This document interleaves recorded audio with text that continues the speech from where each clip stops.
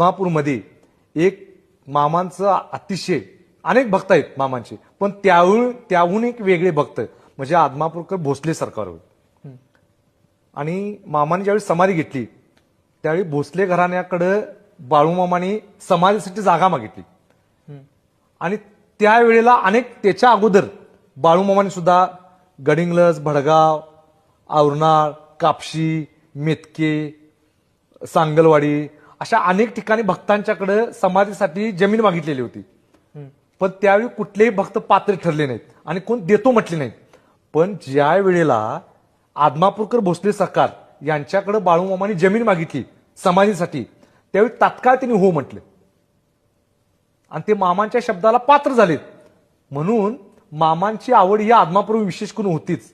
पण ज्यावेळी सरकार जमीन द्यायला पात्र झालेत ते भक्त पात्र झालेत, भक्तिवान होते आणि जमीन देतो म्हटल्यानंतर मामाने सुद्धा आदमापुरातच समाधी घेण्यासाठी